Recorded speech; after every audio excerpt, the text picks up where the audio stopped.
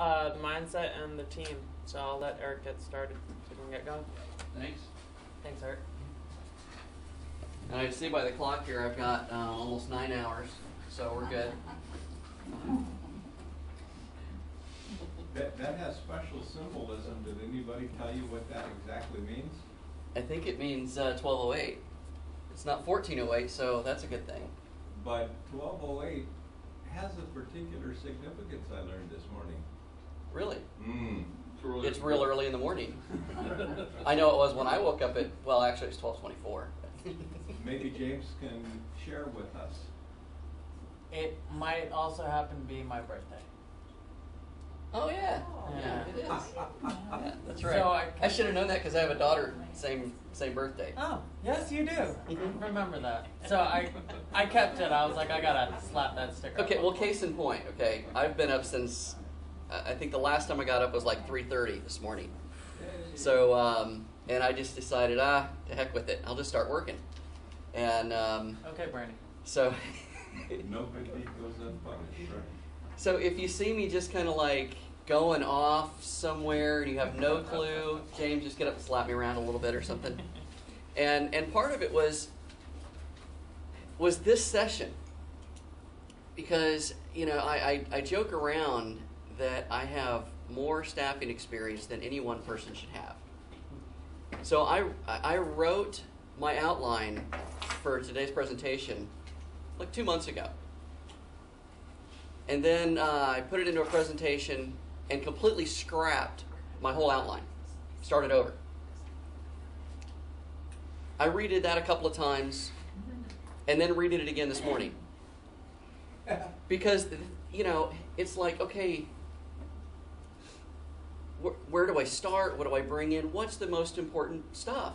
What's going to help you the most? And not to mention the fact there's so many hilariously funny stories I'd love to share. Then I realized a lot of those funny stories are not things that you really can tell in an open group.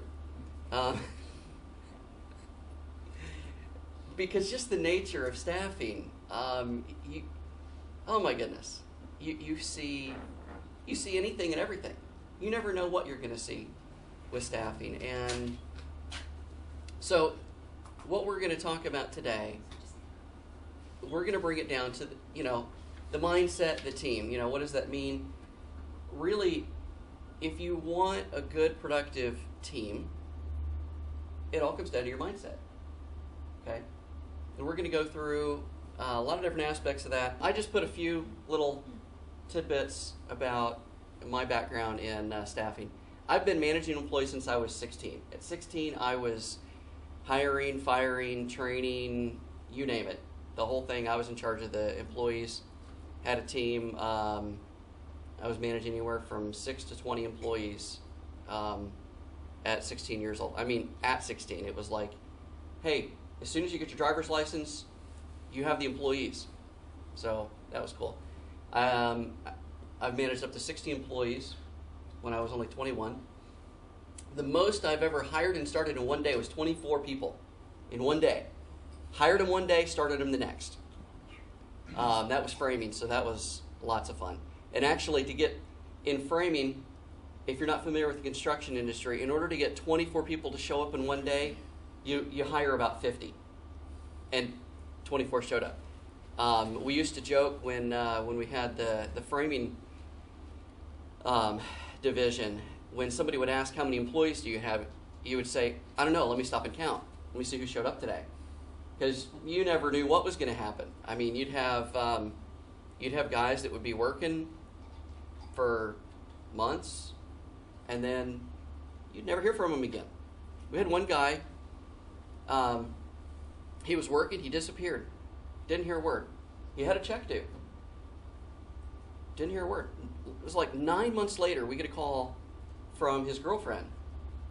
And it was, hey, so-and-so's getting out of jail next week, and I wanted to know if he can come back to work. Never did ask about the check, She probably didn't know. And we're like, yeah, okay, he was a good framer. So what day is he going to show up? Okay, he'll be there Tuesday. Great. Tuesday comes and goes. Nothing. This time we got the girlfriend's phone number. So we called her Wednesday, and I said, Oh yeah, when he went to check out, they had more warrants for him, and so they put him back in. You never know. My first workman's comp claim, I was 17 when one of my employees, well, you don't want to know the details. My first workman's comp fraud claim was at 21.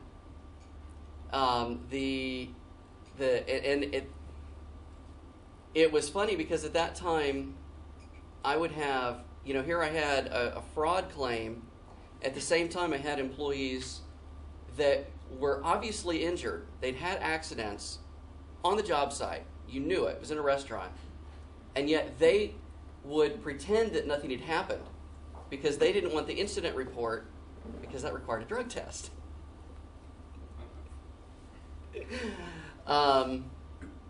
Highest turnover was 0.75 employees a day. At that point, you're interviewing, every day because if you're going through that many people, that's with 60 employees. You can have a lot of turnover. I used to chair the committee for training of service and installation technicians for the International Sign Association. I was 23 or something. I've dealt with lawsuits, racial issues, drugs, alcohol, gambling, you name it. The thing is, the part of why I'm the one giving the presentation today is because when you're dealing with a team, you have to understand that it is marketing. We think of marketing as something that we do to our clients, but marketing, this is where it comes to the mindset. Marketing is something that you have to do internally to your team. If you want to build a team that's going to work together with you, you have to build that environment. We want to understand why people stay at a job, and has anybody read any of the research and know why people actually stay at a job? What do you think the number one reason that people will stay at a job? They feel valued. Very close. They feel part of something bigger than themselves, which ties into value. Most people think that the people will stay at a job, and this particular study was on why people will stay at a job when they've been offered another. Okay, most people think that it's because of money, but money is in the top 10. Any idea where money falls in the top 10 as far as why somebody will stay at a job when they've gotten another offer? Number 10. Number 10. Out of the top 10 things, it's the least important. Everything else has to do with the team. And so the reason for that is because the last point there, people need approval. They need to feel needed, wanted, and valued. And yesterday that all came up one line at a time. So I don't know who knows, it may actually show up again. Eric, what was the business that you managed at age 16? I'm just curious.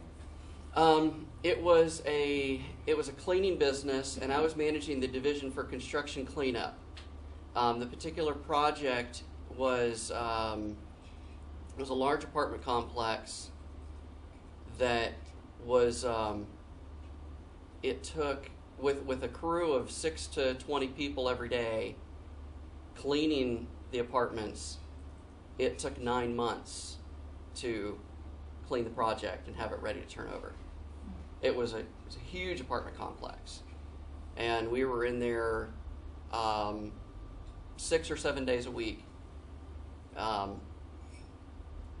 just getting rid of ready to turn over to the owners. There's actually 3 stages in construction cleanup. There's the stage where they just get the trash out, the big boxes and stuff. There's the stage where they, you're getting the mud, the drywall mud, and pulling the stickers off the fridge and, vacuuming, stuff like that. And then you have the final stage where they'll come in and, dust it, vacuum it again, and make sure that it's clean, ready to move in. We were doing the middle stage, which could take anywhere. It was typically, on a project like that, you'd have about 6 to 8 man hours to clean one, to get it ready.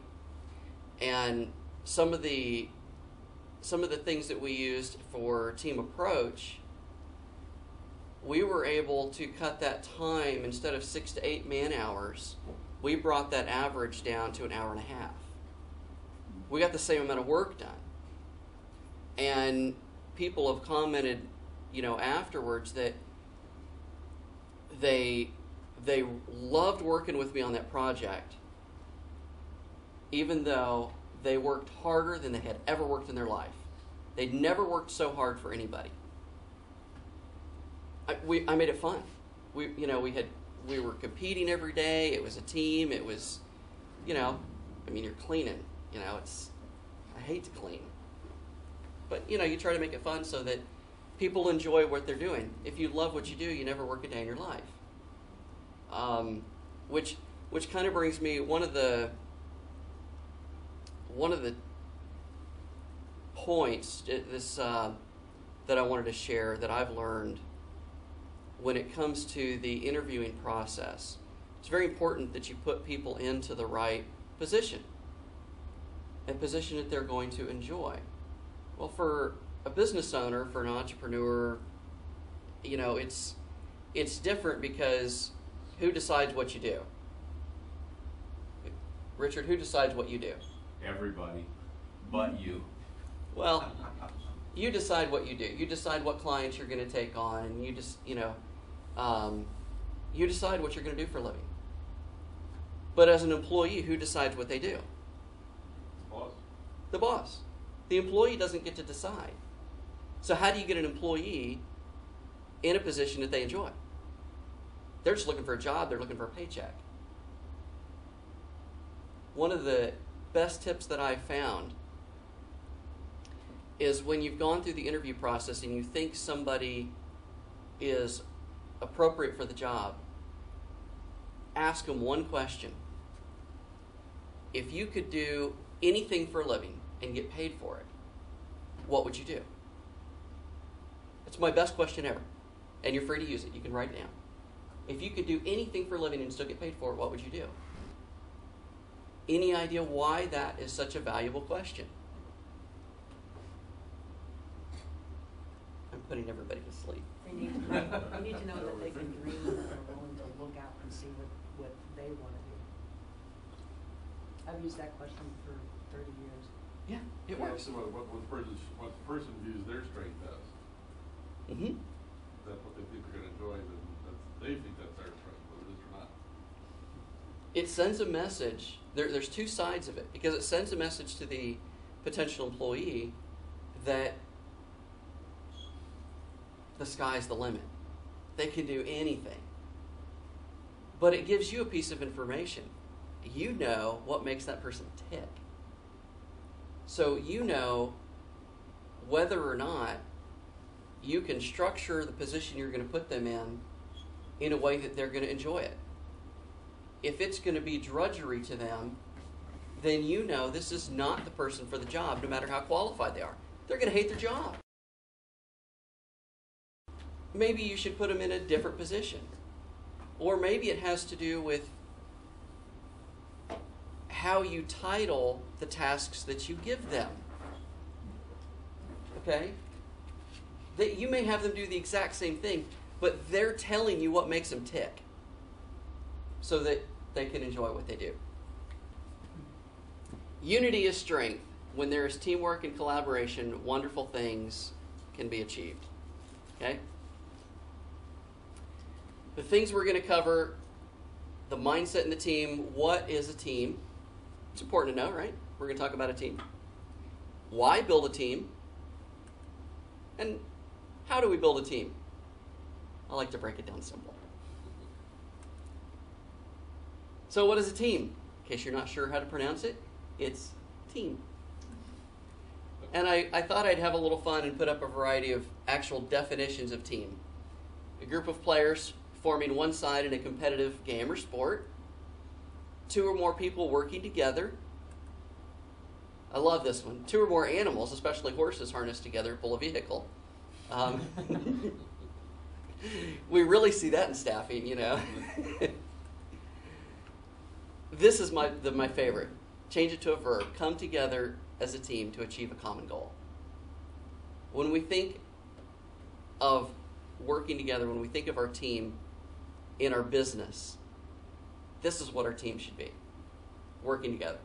Not harnessing 2 horses, you know, but coming together. Why build a team?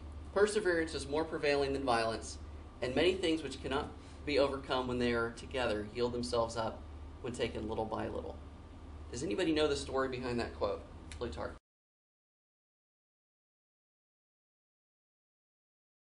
Plutarch was a military general way back when, like back during the Roman era or something like this, okay?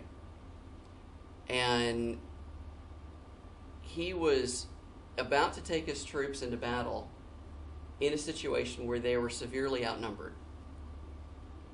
And he wanted to show his troops a motivating example. So he took 2 horses. One that was young and strong, and one that was old and decrepit. And he took 2 men. One that was big and strong, one that was old, feeble. He put the strong man behind the old horse. He put the old man in front of the big strong horse. And he said, your task, now, don't give me, you know, don't go into animal rights and all this kind of stuff. I mean, this was hundreds of years ago, okay? He said, your task is to pull the hairs out of the horse's tail. Okay? So the big strong guy, he goes to his horse, and I mean, there's drawings of this thing and some famous drawing, because it's a great story, except for the horses. Big strong guy grabs a hold of the horse's tail and tries to pull with all of his might, and he could not pull the tail out. None of it. He made no progress. Pulls and pulls as hard as he cannot pull that tail out. The old man goes up to the big strong horse, one hair at a time, starts pulling him out. No effort. Pulled out the entire tail with no effort, and the big strong guy couldn't accomplish anything. That's the power of teamwork. When people can work together and stand together, they can accomplish so much more. So when we talk about why build a team, when we look at our business structure, and we're always looking for ways to increase productivity, increase the return on investment, look for ways to make more money with less, right? I mean, that's part of what running a business is all about. And we look at, you know, what we buy, we look at what we sell, we look at our expenses. But I'm telling you, one of your absolute biggest areas to affect your total overall productivity, the total profitability of a business, is the team, the mindset of the team. Whether or not you work together, truly together, or everybody has their thing and they're doing theirs. It may be very organized, but if each person is doing their thing, and it's not the mindset of everybody is completely responsible for everything, then it doesn't work. And it's you look at the more successful hotels, you really see it there. I'm trying to remember what's the place downtown Sarasota right there on the water? Ritz-Carlton. The Ritz-Carlton. One of the policies for the Ritz-Carlton, I mean, if you go to a Ritz, what kind of treatment do you expect? Very good. Yeah, best. you expect the best. Okay? If there was to be a problem during your stay at a Ritz-Carlton, how would you expect it to be resolved?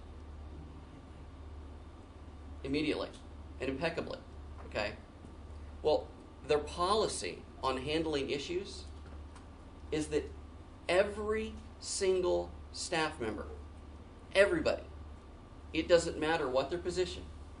They could be a janitor, they can be a doorman. Everybody there has the authority to do whatever it takes, whatever they think is the right way to resolve the problem, to resolve it right then. So if you're at a Ritz and you have an issue, if the guy drops your bag and damages it while he's unloading your car, he has the authority to say, no problem, let me get you settled in, I will go buy you a new bag. He can say that. He has the authority. He's a nobody, okay? You can tell the janitor about a problem. The janitor has the authority to do whatever it takes. Because they all know the reason for that is because they all have to work together to make the experience the best it can be. What happens in that situation when the guy drops your bag and damages it? As soon as he says, well, let me go get a manager, what happens to the experience? Gets worse. It immediately begins to diminish because you've been put off. You've been passed to somebody else. Oh, great. Now how long? I want to go get checked in. Now I got to wait. I got to wait for somebody else. Okay? Immediately. The team mentality, everybody has to understand that it doesn't matter what their title is, they're all responsible for everything. This is why, we see it here when you tell James that there's an issue. It doesn't matter what you tell him. I have an issue. What is James going to say? What's his response? Let me call Bernie. No. I've heard it. I've heard it many times. I've heard Sarah comment on it. I've heard it commented on so many times because his response is, He says, let me help you. Now. immediately, now. I will take care of it. I will fix it now, right now, immediately. Okay? My experiences have been that whether it's James or Zelda or Yasmin, anybody that there's an issue at Comm Center, when you tell them that there's an issue, I'm going to take care of it right now. You never get passed off to somebody else. So that's what a teamwork is all about. That's one of the reasons that we all love being a part of Comm Center. Okay, the first thing on how to build a team is to set the expectations.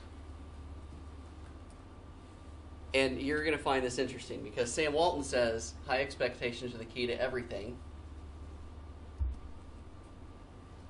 Max Lucado says lower your expectations of earth. This isn't heaven, so don't expect it to be. But this is the one I like the best. If you do not change direction, you may end up where you're heading. I'm confused.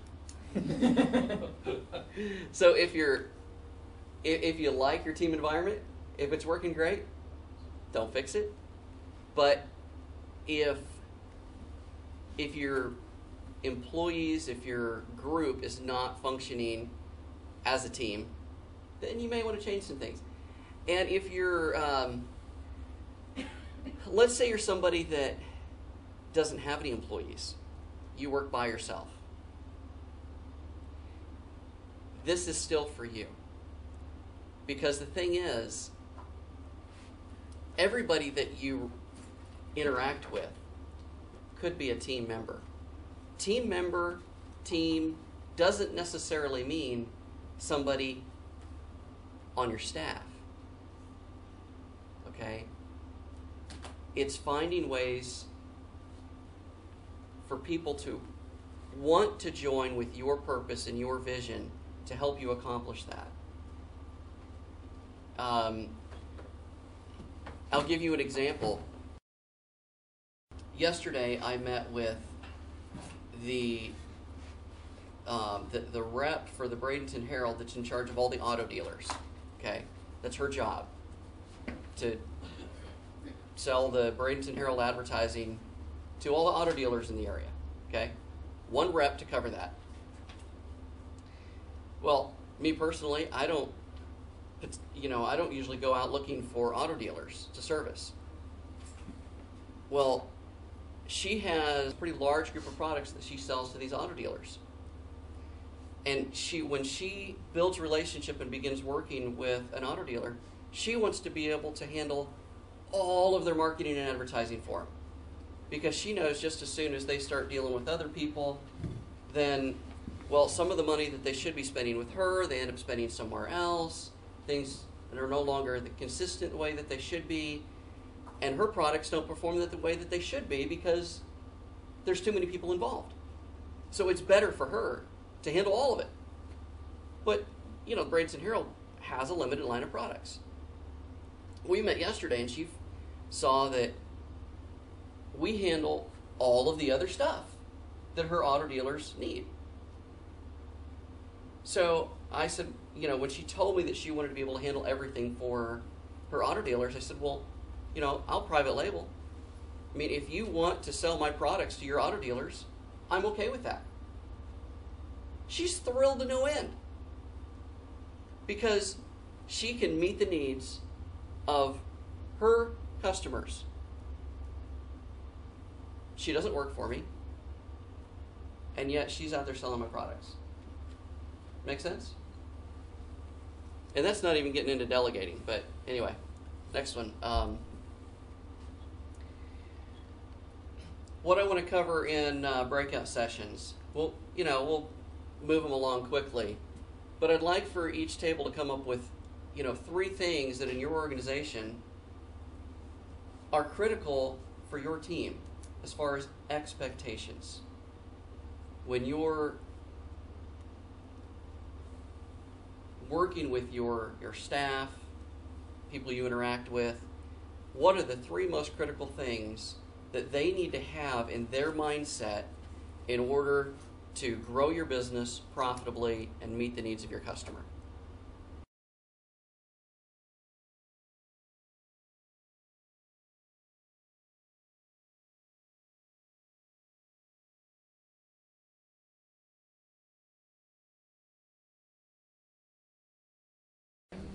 We start with this table. Yes, James does. James, 3 critical expectations. I have. Where'd he go? I have trust. You Okay. need to trust that your fellow employees are going to do what they say. Because if you tell someone to do something and you don't know that they're going to do it, then you're going to worry and probably end up doing it yourself. And there's no Right. point in having a team member. Right. That Ritz-Carlton service, you want them to treat every client as if they're at the Ritz. Right. And then care. You need to care about the whole picture in order to want to give these services. Absolutely. Excellent.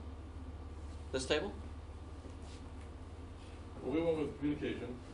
If you're going to have a team, you've got to have communication between all the members so everybody knows what's going on. We use the word dependable instead of trust. You know that you can depend on your teammates to do the job, that they're going to come through for you. And then work independently.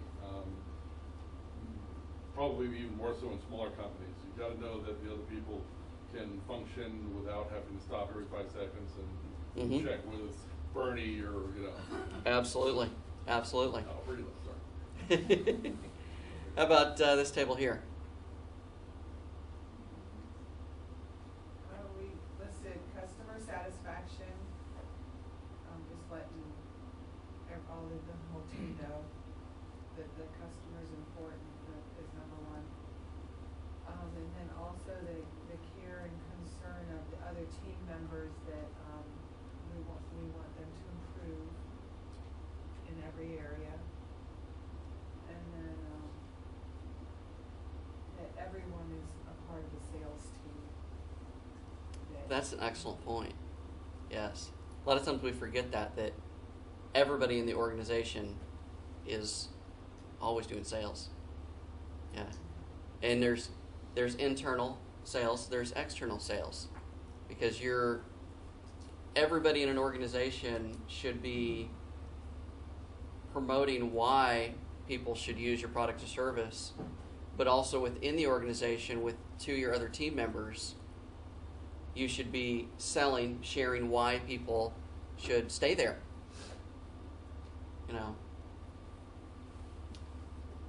Sarah's so organized. She's like, oh, I'll bring up my list. She already has her expectations. She probably just had to, pick only 3, right? Something, or you just Yeah. I think we run a very large volunteer organization, so people work for me for free.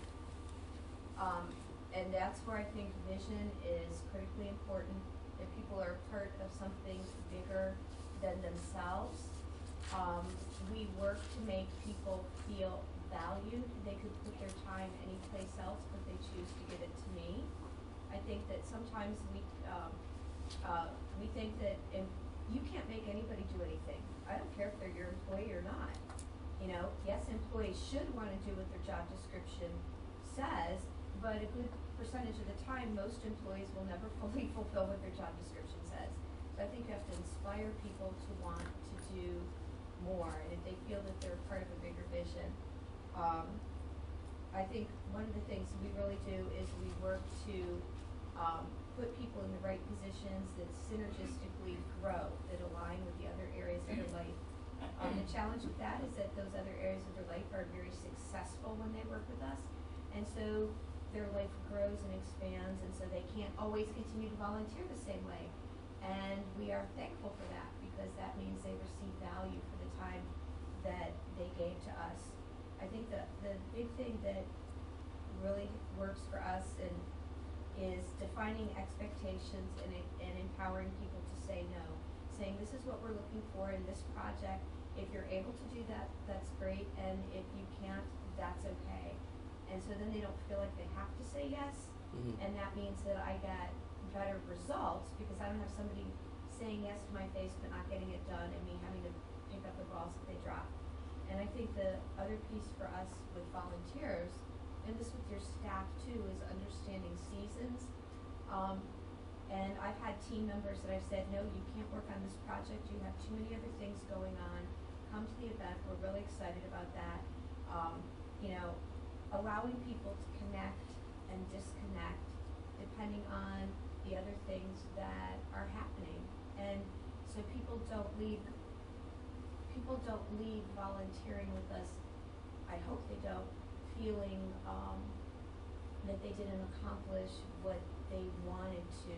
So that's really my goal. I used to lead large volunteer groups in church, and I would say, why did that person stop working in the nursery?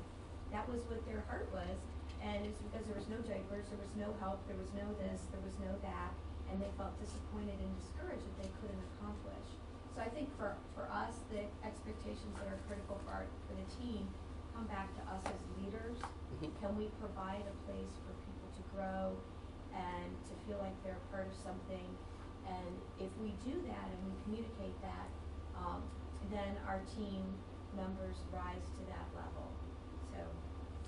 Yeah, it brings up an excellent point, because no matter how hard we're working on building a team and expanding our business, things fail, and team members will fail. And whether it be a situation that's not going the way that it's supposed to, or somebody decides to leave, you have to look at the situation and you have to ask yourself, analyze it and find out, well, was I giving them the tools that they needed in order to succeed?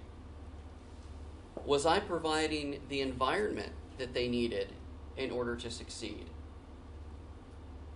And if you were giving them the tools and you're giving them the environment, well, there's not a lot you can do.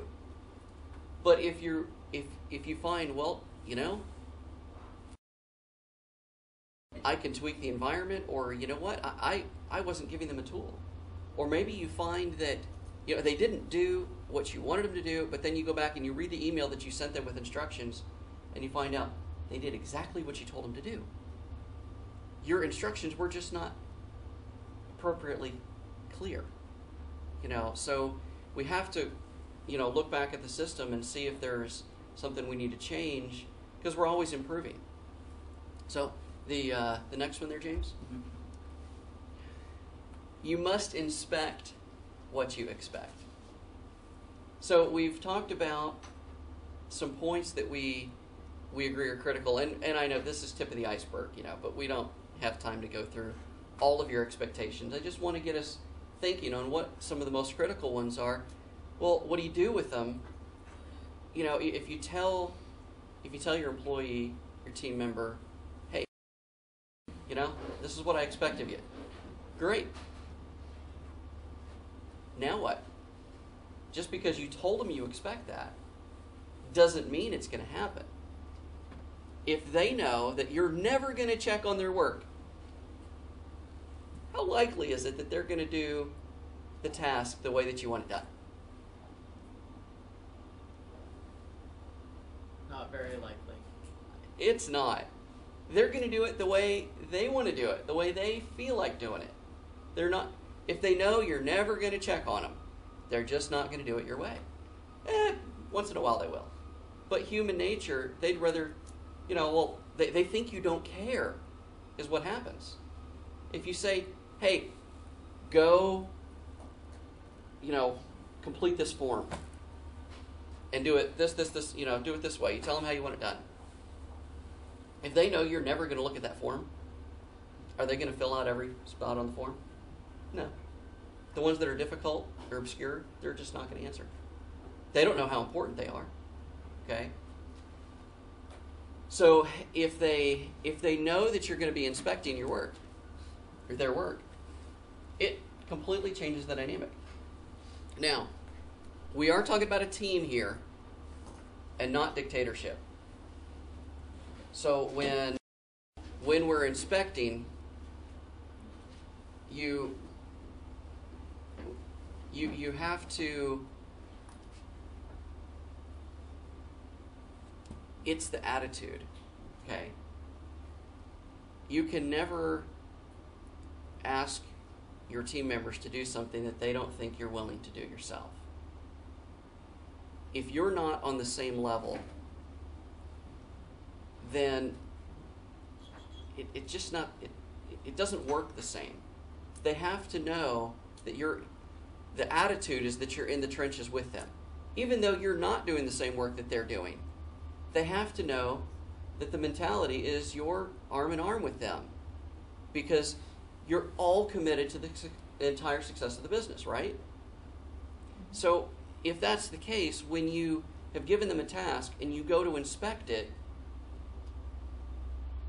how do you react when something is not quite what you thought it should be?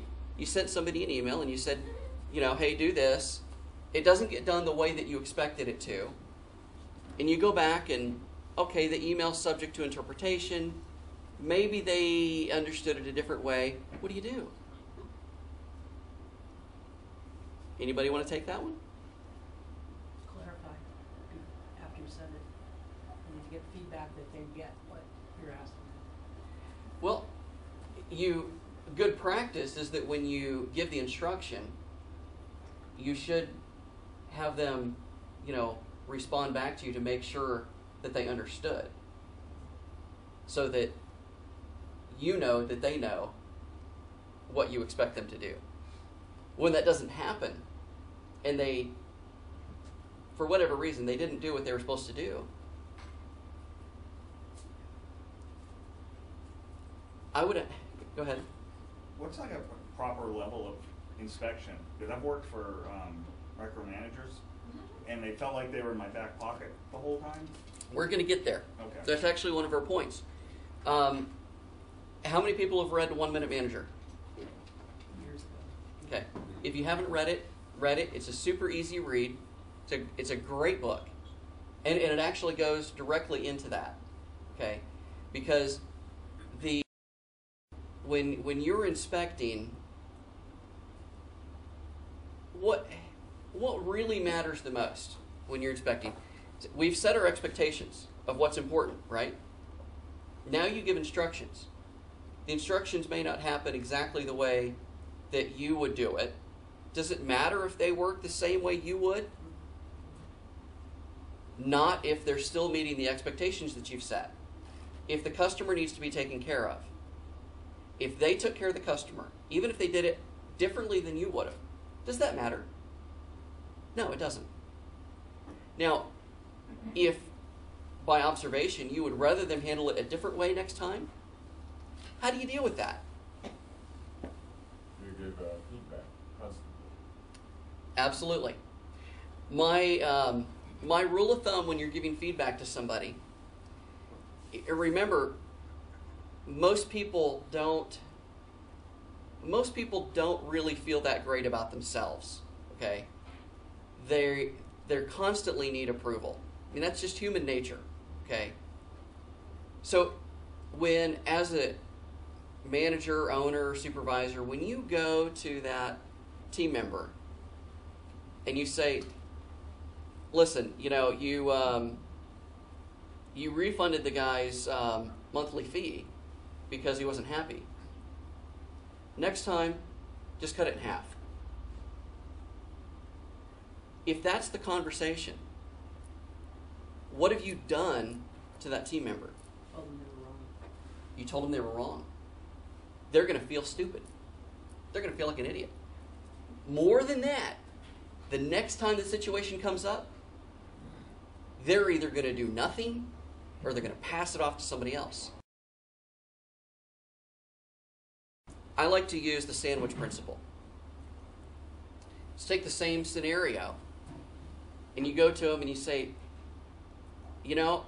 I heard about the situation. Somebody wasn't happy, and you refunded their monthly fee, and I just want you to know how much I appreciate you taking care of the situation, because the customer's happy, and that is the end result. That is what we're after. You did a great job. That is awesome. Can I ask you why you decided to give the whole month as opposed to maybe half the month fee? Let them, give some feedback in here. What's ideal is if you can have a conversation and get them to decide that half the fee is the better way to go, instead of telling them. But you've got some, if they don't get that, say, well, next time I'd rather you give, just give half, because I think half would probably be enough. I don't think you need to go all the way. But I'm really glad that you took care of it and did what you thought was right. And if you did it again the next time, I'd still be behind you. You do whatever you think is right for the situation. What I did, sandwich principle. I built them up. I did the critical correction conversation in here, and then I built them up again. So what are they going to remember? The bread. Exactly. They feel good. They felt good going in. They felt good going out. The next time the situation comes up again, they're going to, oh yeah, I remember that conversation. And, oh yeah. Let me see if half will work this time. They're going to remember that part. But it's not beating them over the head. See the difference? And now they feel empowered because you made them feel good for taking some responsibility and doing something. If you don't make them feel good for doing something, they're going to do nothing. You have to make people feel good about what they're doing. Give some correction, and then to make them feel good about it again. Does it work on spouses? Actually, yes. That's another lecture. Because it does come down. It's an excellent point because it's all relational, and in relationships, the best way to think of it is a piggy bank. You can't take withdrawals out that you haven't made deposits. If you want your team members to do good stuff for you You have to do good stuff for them. If you want them to treat your customers nice, you have to treat your team members nice. It just works that way. People can push themselves to a certain extent, but you've got to feed that relationship. Next slide. So how can you inspect your team without micromanaging? And I've got some points that I want to share on it, but I first want to hear the ideas that you guys come up with. So short breakout, 3 ideas on, or maybe let's just go with one idea from each table on a way that you can inspect what you expect without it being micromanaging, because you don't want to micromanage. Okay?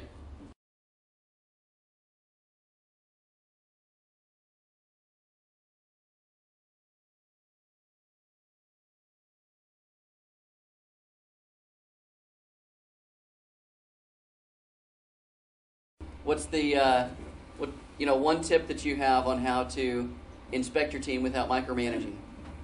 I think Stan was saying we mitigate, we plan ahead. If you have time to solve problems.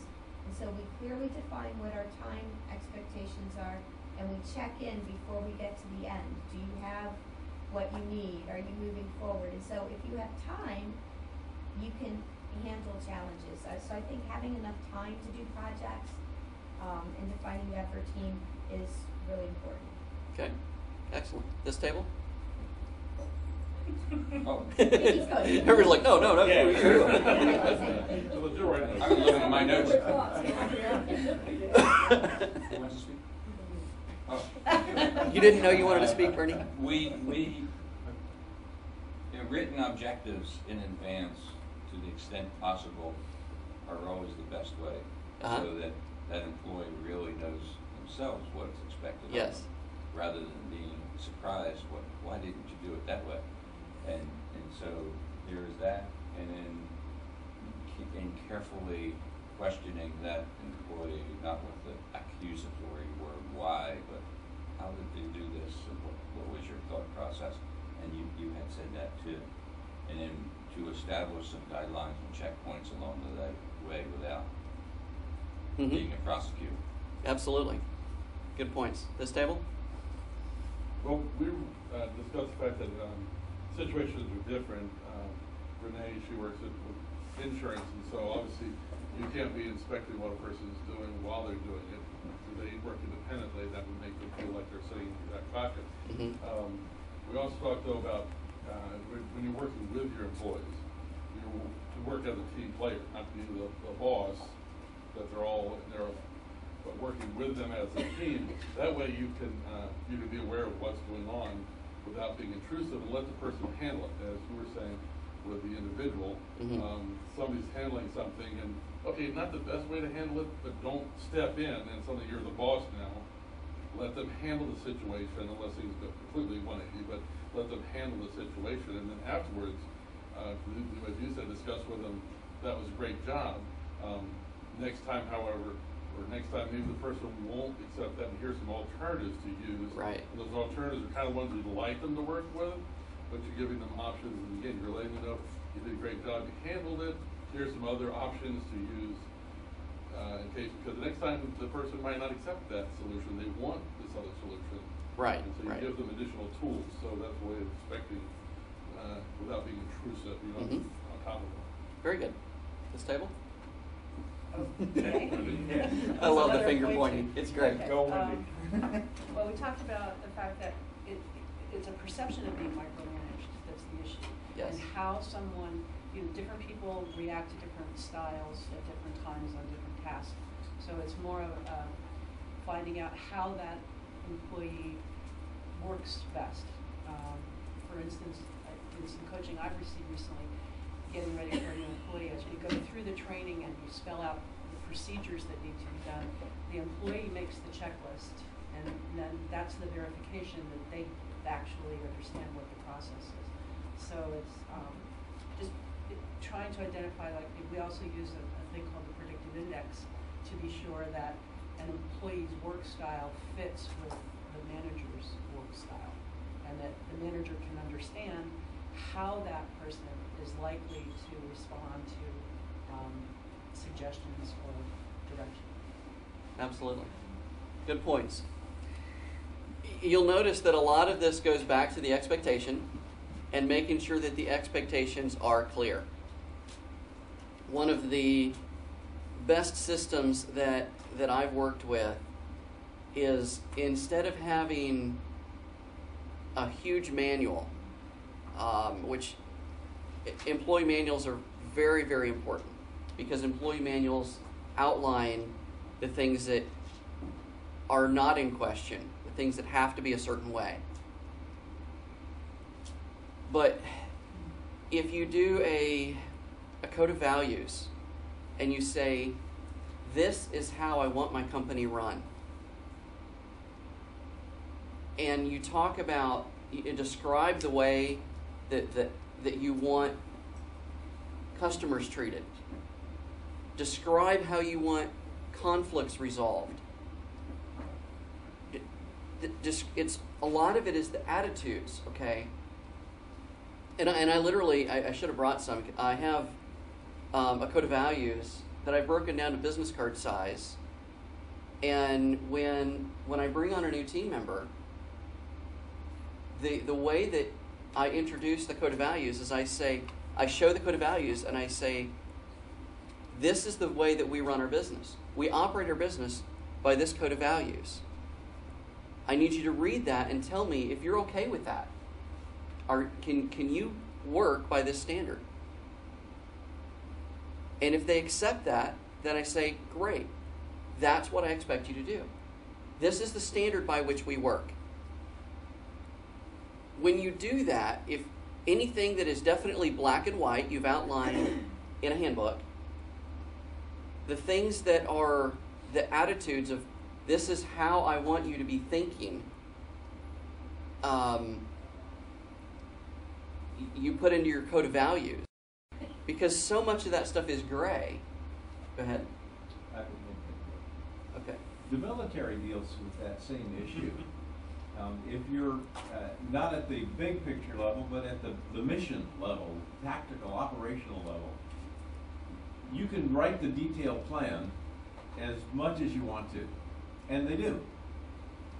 But we all know that no plan survives the battlefield, right? As soon as you encounter the enemy, things go. So the military has a thing called the commander's intent. And after you go through all the detailed plans, then we talk about, okay, when the fog of war hits, here's what we're trying to accomplish. So even if we can't follow this plan, we still have the goal in mind. Right, the big picture, the overall objective. The commander's intent, I think that's a brilliant concept. When you, go ahead. I wanted to throw this out. This goes back into last week's thing that Richard did when we're managing teams. So the 2 points I would say are looking at the lowest common denominator is how do we make this as simple as possible, not assuming that people know. And like when you do, I would call it premarital counseling in business, and that is when people first come in and when you first hire somebody, everything is wonderful. It's always going to be great. Everybody has their rose-colored glasses on. But in team building, there's different stages, and one is called storming, which means that I no longer have my rose-colored glasses, and you're not as wonderful as I thought. But if we talk about that ahead of time, then I go, oh, this is normal. This is how we handle conflict here. And so I consider that as an expectation, and so I'm prepared to go through it. Mm-hmm. If we don't prepare new employees with that premarital counseling, we have Hollywood romances where, oh, it's not fun anymore, you're not the super boss, okay, I'm out of here. And so I think when you're looking for long term is, what Richard said last week about keeping things simple, defining the process, and then really explaining, sometimes you may not like me as a boss. Sometimes I have bad days, and sometimes you're gonna have bad days. When that happens, how do we deal with it? And maybe it'll never happen, but if it does, and when you talk about that ahead of time, then people are like, wow, and do you know what I mean? Mm-hmm. And people, and if you haven't read Blink, I'd say that's my next recommendation after ENA is a revisitation to Blink, because they've got a great story in there, don't they, Richard? I'm going to go with first break all the rules. Because that's on point with this. It's based on research, and it has to do with matching the person with the job and getting the performance, and it's a brilliant read. So you have 2 on your night shelf. Just in time for the holidays. Well, here's what happens when you have a clear handbook and you have given them something as a guideline that says, this is the attitude by which I want you to handle everything else. Then when you give somebody a task, clearly defined, you've set all the expectations. Now you give them a task, and whatever's important, you tell them. I love one of the comments Sarah had made when she gives somebody a project. She says, I don't care what software you use as long as I can open it. Okay? That's the detail. It doesn't matter. You only give the instructions that matter. If it doesn't matter if they use Word or Excel, don't tell them which one to use.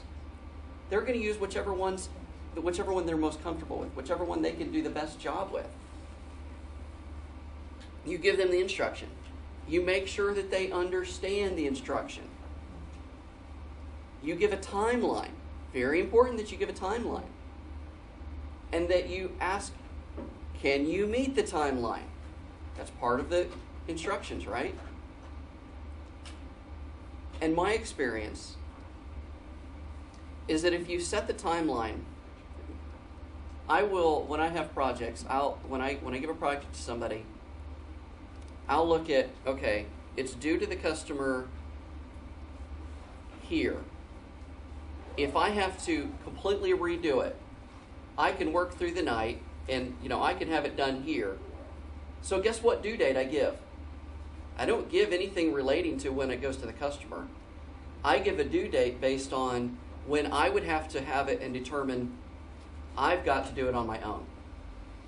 Because what happens if that person running that project gets in a car accident and you have nothing? Okay? What happens if they don't turn it in? If they don't get it done? You still have to do the project. So I don't like putting out fires. So I don't put myself in that situation. I give, how much time is it going to take me if I have to do it on my own? Great. Okay, this is when I have to have it. And somewhere along the line, you touch in and say, how are you doing? Do you need anything from me? Do you have any questions? Great. You don't want to ask the detailed questions of, do you have this done yet? Do you have this done yet? You just, how are you doing? Do you have any questions for me?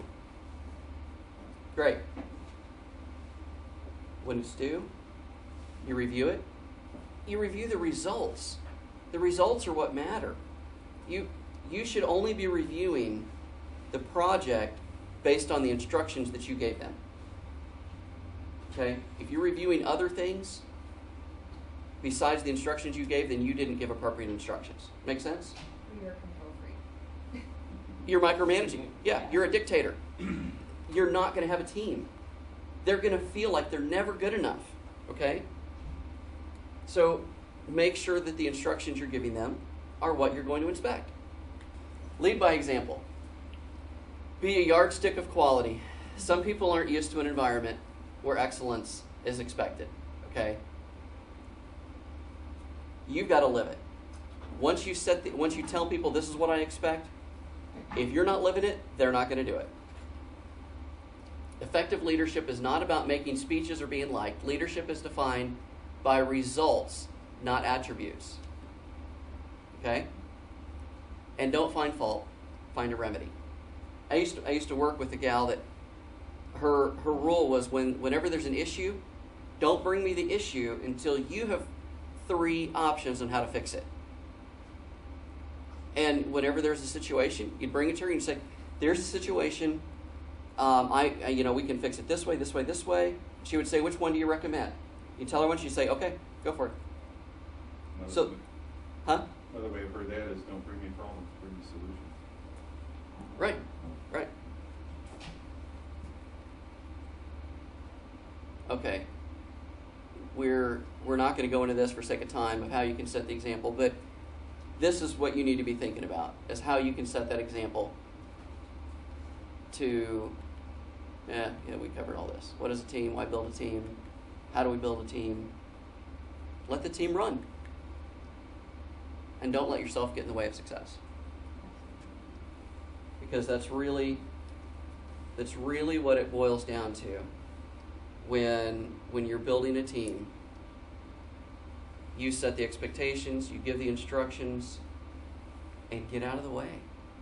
If you are so strung up on how they do what they do,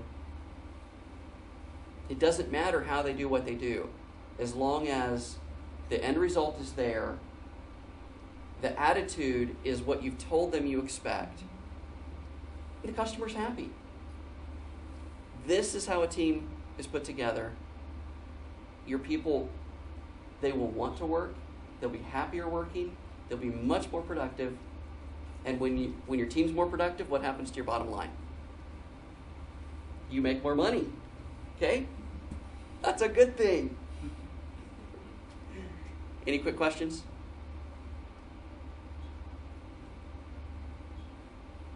Thank you, Eric. Thank you, Eric. I think that was a great session to end on. Hopefully I'll give you some ideas on how you should put your team together in the new year. And as I said, we should be coming up with a schedule quite soon, so we'll get that out to you so you know what to expect in January. And I thank you all for coming. So thank you. Thank you, James.